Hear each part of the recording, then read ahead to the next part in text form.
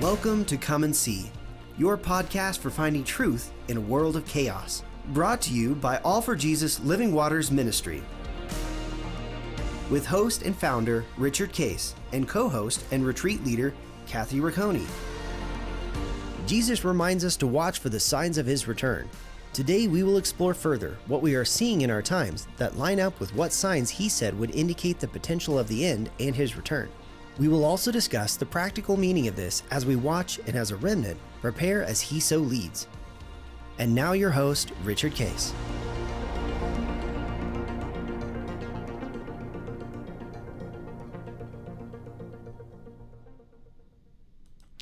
Well, good morning, Kathy. Good morning. Here we are with End Times Friday, and it's our first Friday of the 2023 is when this tapes. We're taping it. I mean, when this airs, we're taping it actually in December, but it will air in January and start the new year with a new set of all interesting information that absolutely keeps going.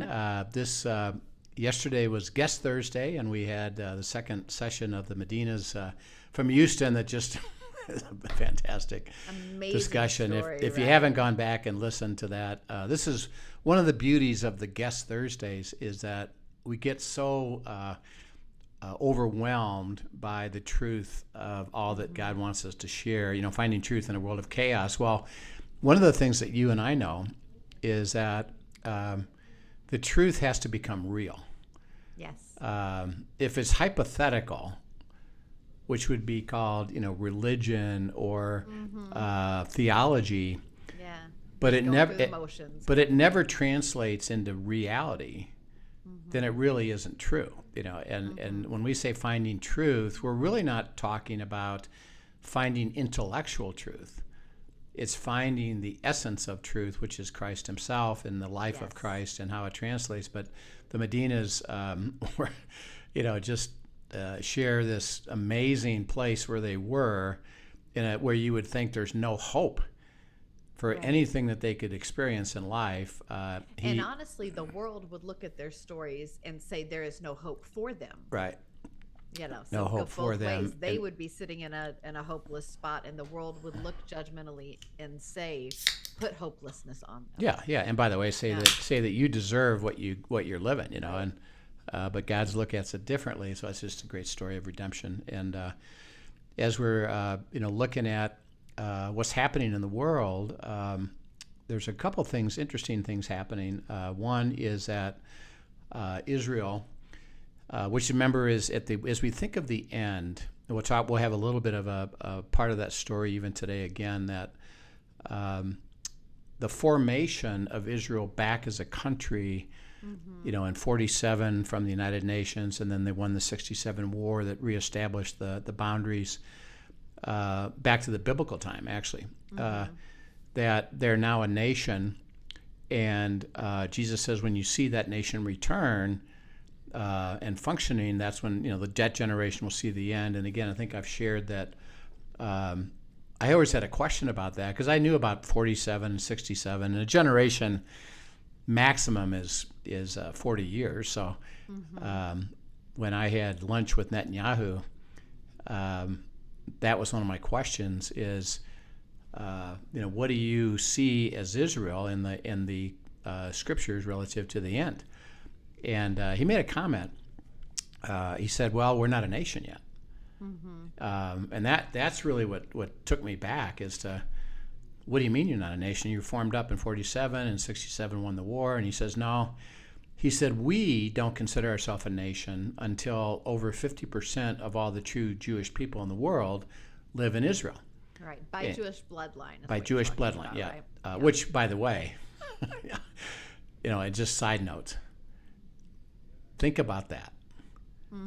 They got destroyed in 70 A.D. No more a nation. They weren't functioning as a central government. So they would be like Germany stopped existing. Well, 2,000 years later, they're still pure Germans, or they're still pure Jews. That is wild. That is overwhelming.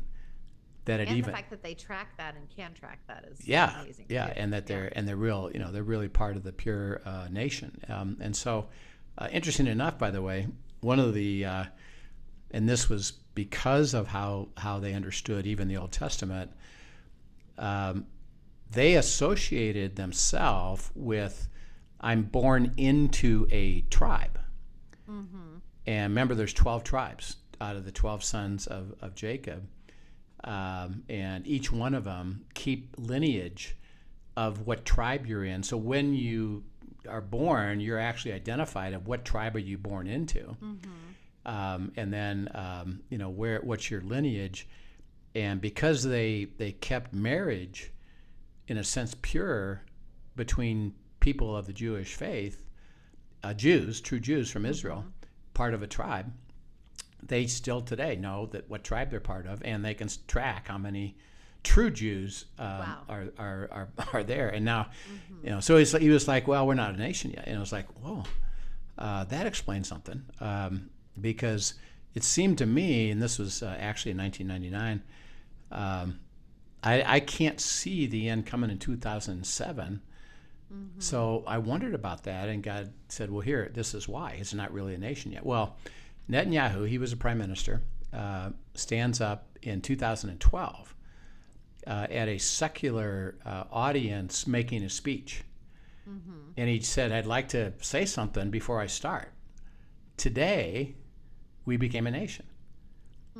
We have more than 50% of all the Jews in the world that now live in Israel, and we now are officially a nation. And he said it's a big deal, for us. And so it's like, 2012, and 40 years would be 2042, 52. That creates an interesting window. That could be, watch, that could right? be it. So he said, that when the aspect of Israel being the center, then we need to pay attention to Israel in terms of what happens. So we know that's where all the action happens in the book of Revelation. Well, it's all about Israel and about Jerusalem. And so a couple things have happened since last we met. One is that the Saudi government is working with Netanyahu's new Israeli government to be able to sign a peace treaty. And they have been informally supporting, remember the Shiites and the Sunnis, Saudi Arabia is Sunni. They've had other Sunni nations that they've actually supported them signing peace treaties. But Saudi Arabia never really, at least felt that they couldn't yet. They haven't been opposing Israel, but they haven't supported a peace treaty. But there's now saying that within the next year, 2023, they're getting ready to sign a peace treaty. Interesting. And that's a big deal, particularly with what's going on with Saudi Arabia and America and Russia, which we'll talk about in the next couple of times. But it's kind of a big deal, and Netanyahu is still working at forming his government, and because of the coalition, members of his own party are not super happy because he's given away these cabinet positions to other parties as opposed to his party, and so they're having some internal strife with that. So it'll be interesting to see how that plays out in terms of he's got another. By the time this airs, he should have formed the government, and I think if there's a time limit. There's a time limit. If he hasn't, then it's going to go back to a vote or go to the next guy to form it up. So this is kind of interesting to watch, and see, what happens. On the economic front, which is what is going to drive this whole issue of the tribulation, there's basically an investment program with banks and with investments called derivatives. And just think of the stock or the action behind the stock, that they kind of play a separate game with what's called derivatives that are big time. I mean, there are trillions of dollars that are being held, and there's a concern that because people haven't kept track of everything, and the potential collapse of certain derivatives could take the whole system down. Oh, wow. I don't think it's ready yet, but they have written that they now see the possibility of it, which means that if they want to use that to collapse the system, they can. And so it's kind of a big deal, and it does impact the central banking system and the worldwide economy, so that it's just an indicator, as we are going to talk today about preparation and being ready. It's to recognize and not to dismiss it. Right. So that when you read something like that, hey, all of a sudden they're starting to recognize that, these derivatives could truly cause everything to tumble down, and now it's noticeable, and now it's a signal. And so what I look at it is a piece of information, right, that God gives us, because it hasn't collapsed, and we don't know if and when it's going to, though. But it's another thing to watch, another thing to observe in terms of the fragility of the system. So that as we're looking at, what do we do about that? It's to be wise about it. And I don't know if you followed the crypto collapse. A little bit, yeah. Where it was literally billions and billions of dollars that overnight collapses. And once you see, and this is part of the economic system that we're part of, is that once something starts to, what I call, go downhill quickly or tank, the system can't recover. Right. Often it's almost like this spiral that's set in motion, because it's like a self-fulfilling prophecy. You see it begin to go, and then everybody panics, so it begins to go more quickly. Right. And the when this collapse, which is now from the time when this is like a month ago, because of what was going on, there were some shady things going on underneath it all, and they weren't legitimate. And because they weren't legitimate, then people started to experience loss, and then they basically, the whole thing collapses, and people who are, this is people, even big time players and big time investors, including, there were a lot of high profile names that bought into all of this, bought in, publicized it, and are probably going to be called, and endorsed it, and that's where the problem's going to be, is that their endorsements are going to be brought into lawsuits. You said, and we trusted that, and it wasn't true, and right. And you, in essence, a little bit just by itself is a problem, which is why the whole financial community is supposed to follow government regulations in terms of information.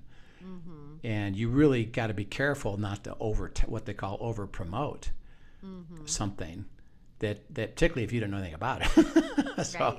So that collapsed, and that was, I think, one of the indicators that what about, it kind of caused us to look at the derivative market. So it's really going to be interesting. So as we look at that, God calls us to look at and be prepared. So let's go to Luke chapter, I think it's, what did we say, 21, verse 29.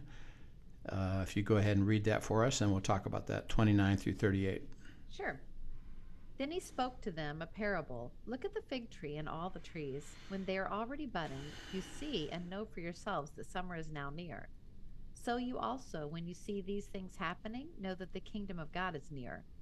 Assuredly, I say to you, this generation will by no means pass away till all things take place. Heaven and earth will pass away, but my words will by no means pass away. But take heed to yourselves, lest your hearts be weighed down with carousing, drunkenness, and cares of this life, and that day come on you unexpectedly. For it will come as a snare on all those who dwell on the face of the whole earth. Watch therefore, and pray always, that you may be counted worthy to escape all these things that will come to pass, and to stand before the Son of Man. And in the daytime he was teaching in the temple, but at night he went out and stayed on the mountain called Olivet. Then early in the morning, all the people came to him in the temple to hear him. Okay. So again, this is his discussion of his coming, and he's talking about watch and be careful and things coming, and then he says, when you see the fig tree, and again, this is reflective of Israel. When you see Israel blossom, the end is near, the kingdom is coming, and he says, I say to you, this generation will by no means pass away till all things take place.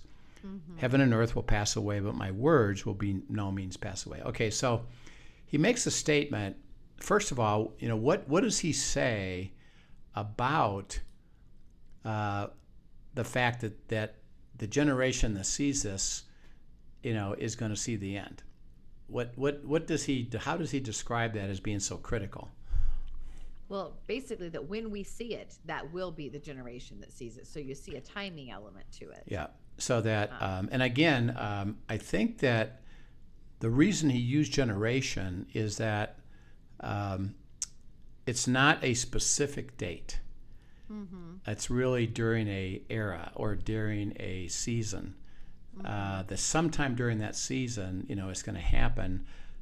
It just so happens, that this is airing, in January. And as I was actually thinking about this, and I was led to the story of Christ's, birth.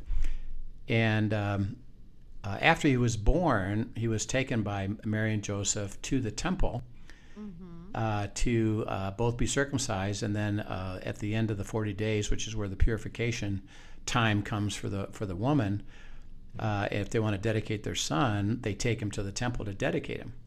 Right. And Simeon is there. And he welcomes him, and then he rejoices and said, and it talks about the fact that he was full of the Holy Spirit, being led by the Holy Spirit. And he says, Father, I praise you that you told me that I am not going to pass until I see the Christ. Right. And here it is. I got to see it. So it wasn't that he said to Simeon, well, next week is when it's going to happen, or even next year is when it's going to happen. He just says, in your season era of life, you'll see it happen, and then it really happened. And that's what struck me, is that when he says this generation will not pass away except they see it, I believe that it reinforces that we can't predict, is it next year, the year after, 5 years, 10 years, but it seems like it could be within the next 30 to 40 years. Right. And again, going back to play on what you shared with Netanyahu, 2012 being when Israel is officially a nation again, then you're in a generational, this is where you're getting that time frame from. Yeah. And then he says something interesting in verse 33. He says, heaven and earth will pass away, but my words will not pass away. And I was thinking about that. Well, heaven and earth, in a sense, it's spiritual and physical, and they're a unit, by the way. So heaven and earth are one, and he creates a new heaven and earth later. He said, yeah, they're going to pass. Everything about it is going to pass. He says, however, what I say isn't going to pass. And I think what he's trying to illustrate is that you can count on my instruction. What I just said, it really is going to happen. There will be a moment, just like when, Jesus was prophesied, to Micah that Bethlehem, you're going to see the birth of Christ. Right. Well, that happened, hundreds of years before that. But he basically said, my words are true. It's going to happen. It will happen. So that as we look at the signs, is God telling us, pay attention, and that the sequencing is going to get closer and closer and closer, and you're going to start to understand things as things get put together, and that Israel's formed up. And then I'm telling you something. And then he goes on to talk about this this statement. He says, be careful that you aren't weighed down by the cares of life. okay, so when you think of the cares of life, how could we get weighed down by that? We get distracted by the weariness of what's going on in our own personal world, really, and what's going on in the greater thing, and then we miss what's actually going on in the spiritual realm and what God's preparing us for. Yeah, yeah. And we've talked about, the whole situation of, for example, and actually this will be signed by the time that we air this, but the government is signing into law same-sex marriage. Mm-hmm. And by the way, they're, which is always funny to me, they're having a what they call a non-binary transgender person, a big time person at that ceremony to reflect it, and that, and again, the way I kind of look at stuff is kind of funny and simple, and that is that I was reminded of Abraham and Lot with Sodom and Gomorrah, and that that's what they were doing. Is a big time was gay marriage and gay activity, and God said you got to get out of the city because destruction is going to happen.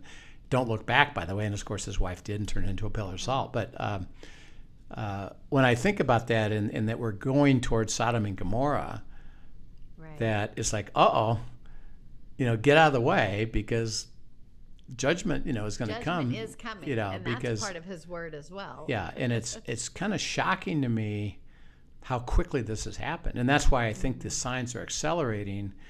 Is that and by the way, throughout the history of the world, there has been homosexuality because it's part of sin nature, and by the way, the sin nature, and we're gonna, as we saw in that story yesterday with the Medinas, that none of that prevents God from just saying, "Well, do you want to come be with me?" Because it doesn't really matter. So it's not a condemnation about the person or even the struggle they're having. It's just that, do you have a heart to come with me? But God doesn't sanction and want a society to go away from the truth of God, which is that marriage is between a man and a woman.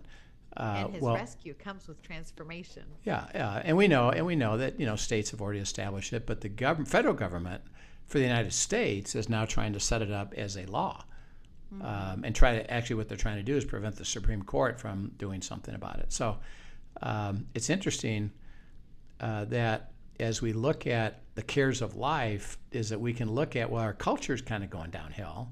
Mm-hmm. We just talked about the derivative market and the crypto situation, that the inflation rate, fuel, cost, food. By the way, there's a lot of unemployment starting to happen because people are laying, and this is true, this is what happens. Mm-hmm. Businesses start to recognize, it's going to get slower next year.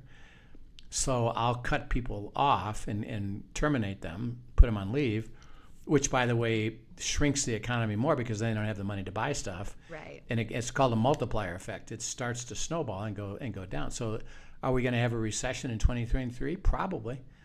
Mm-hmm. And it's going to impact, a lot of businesses. And so what happens is you get concerned about that. Mm-hmm. And you're upset about it. And so he said, don't get weighed down by the cares of life, of letting that be your focus, particularly as you start to understand, because he just said the generation that sees Israel return is going to see this end. Well, we could get caring about that. Mm-hmm. It's like, I don't know, I'm not going to know what to do. What about the mark of the beast? And what if? And now you start fretting about even that, as another factor. And he says, be careful. He says, rather, this is in verse, by the way, he says it's going to come as a snare on everybody. So he said it's coming, and it's going to impact everybody. So you're not going to get exempt from it. So he says in verse 36, he said, watch and pray that you may be counted worthy to escape all these things that will come to pass and to stand before the Son of Man. Mm-hmm. Okay, so look at the verbs. The first one is watch. What does that mean? To pay attention. Pay attention. To be actively looking for these things. and be watching for the snares. Be watching that you get caught up in cares. Be watching for the potential things that are coming up. So as we talk about preparation, it's watch. And then he says, pray always that you may be counted worthy to escape it. Okay. And we have a whole series on prayer right now. When you pray for that, what does that mean? What does that imply that we're doing if we're actually praying that we're worthy? We're actually having conversation with God. What do you have to say about this? And dialoguing with him about what's going on and our response. Okay, so worthiness is based upon the relationship. It's not based on what you go out and do or what you have to, encounter. And just go Say to that again. That's a really important thing that I just don't want anybody to miss. Yeah, it's because we tend to think of worthiness as things we do for God. And it's very easy for us to fall into defining that worthiness based on our Right. performance. Right, and God defines it as you're worthy in a simple way because I'm worthy, and you're worthy because you're what? With me. With That's me, it. yes. And if you that pray continually, that is being with him. if you go over to Colossians chapter 1, and just read 1 through 11, or excuse me, 9 through 11. 9 through 11, sure.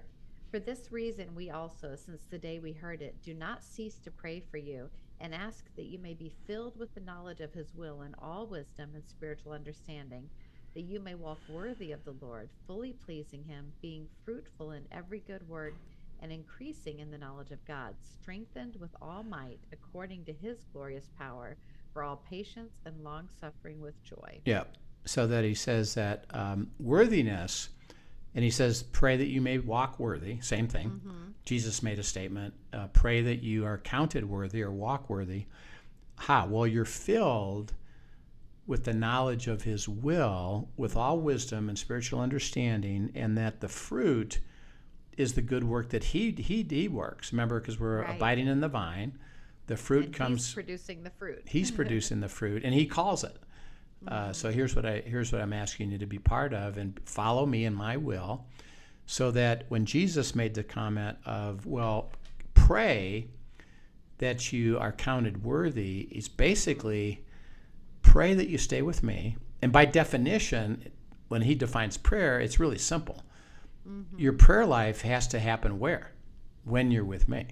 Right. Right. Are you walking with me in the kingdom, which means you're surrendered your will, discovering my will, and I'm leading and guiding you in the kingdom, which is where I can deliver things, and I can provide you with things, and I can show you the way of what to do. So as we think of preparation for this, it's not a don't care about it. See, Right. it's like, well, God will take care of me. He may say, well, I'm going to take care of you by giving you some instruction. I'm going to be telling you where, investments or your loans or your savings and all these things should be, or what you should be prepared for. I'm going to give you instruction of my will. And this is really important, by the way. It's not universal. So you and I can't say, well, if you're going to get ready, do A, B, and C. Right. No. Which honestly, that is what sometimes we want people to do, though, right? Is Yeah. you go hear from God and then tell me the list he tells you. Yeah. how to do. Yeah. I'll Because just. that's quicker than easier than me taking the time to actually ask him myself. Yeah, and isn't there a universal will? And the answer is no. When we talk about preparation, really what we're saying is get your heart Yes. in a place where you're preparing your prayer life that says, Father, lead me and guide me, and I will follow your instruction as to what you have to say to me, even when it doesn't make sense to me. And by the way, what you might say to me might be different than the person you say next to me, because it's not a universal thing; it's a personal thing. Right. It does have some possibility of there are global things that, like, for example, let's say the stock market or the economy is going to really decline. Well, that is going to, and by the way, Jesus said it's going to impact everybody. Right. That may be part of it, at least to be aware of it and to be thinking about it and processing. Not I have be asking God if there's anything He needs you to be doing in response to. I don't have, it's not I have a prescription for everybody at the same time, but one of the things that He keeps telling all of us is watch, and share and discuss, and that's what we're trying to do on this broadcast, is to say that things are happening. It seems accelerating. Right. Lots and lots of interesting clues that, now we can see more. And my perspective on it is twofold. One is, are we going to be in for a tougher time? I think that's probably absolutely true. Right. We're going through a tougher season economically, culturally, government-wise, politically. It's going to happen. Right. And one of the questions, and I am asking God this and talking to God about this, is that in the history of the world, there were these seasons where things really got tough. So are we just in that season? Could be, by the way. Or, as Simeon experienced with Jesus, you're going to actually see the actual thing that I've told you.